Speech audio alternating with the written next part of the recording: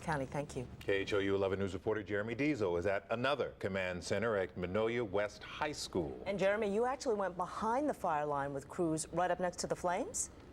Yeah, we got very close back to the fire. We'll show you those pictures in just a minute, but right now we're getting some reports that there have been at least 4 people injured and taken to area hospitals as a result of this fire. What's unclear at this point is whether those folks are firefighters or civilians who may have stayed in their homes. All we know at this point is that 4 people have been transferred. We don't know the extent of those injuries, but we got inside the fire lines right around 6 o'clock and found several people who were still at their homes, at their structures, trying to protect their own lands, whether they had help or not. To the ear, it sounds like a storm, but truth is seen. Keeping up is impossible. It just keeps jumping coming this way. Even for the experts, what starts small takes off in seconds, pushing Forest Service crews out of this area. So that's where we're going to focus our resources on, the structure protection. So leaving Rick Rickett to fend for himself. Anything you can do to just blade this line. These flames, too much. His grader cutting his own new lines without much hope. It's going to go over there and it's going to go around. I think they're trying to save that. This is my place. I'm just trying to keep from burning up. Just up the road, about 400 yards, is Daryl Aiken's home.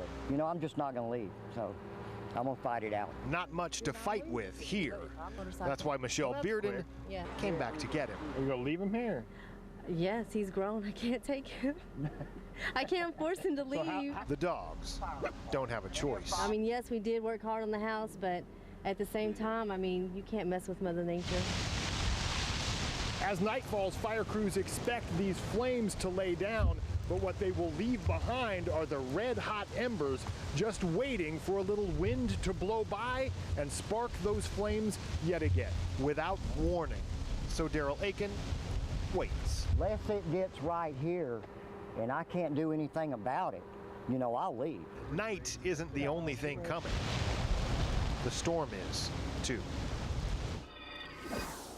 Being so close to the fire line, it's very easy to see exactly how quickly this blaze grew. Just in the area where we were back there for about a half an hour or so, and we watched that fire blossom to seeming to be several hundred yards away from where we were and our position to literally right up against where we were standing in our area. We were in a very safe, defensible space area, kind of like a dirt pit of sorts with nothing burnable around us. So we were you know, taking the precautions as best we could, but really to see the fire that close is very, very impressive. Back to you guys. Jeremy, it looks like an inferno where you were standing a little bit earlier.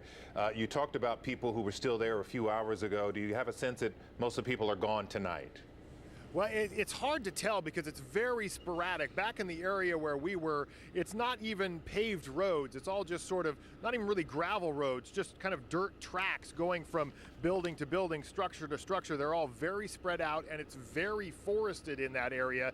We did see several folks who were at their structures and they said they were planning to stay, but they all said that they did have a way to quickly get out if the flames got just too close.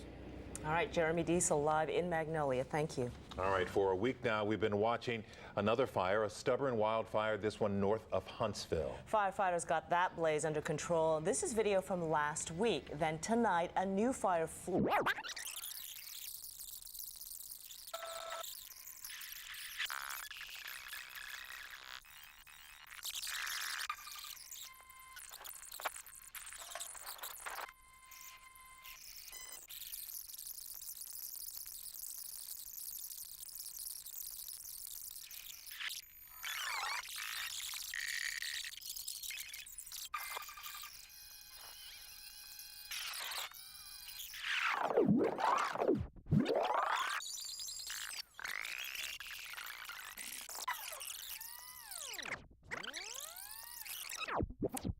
To follow a crew into the flames as they fought to keep them from spreading. He is at a command center now in Magnolia. Jeremy, what do they plan to do tonight?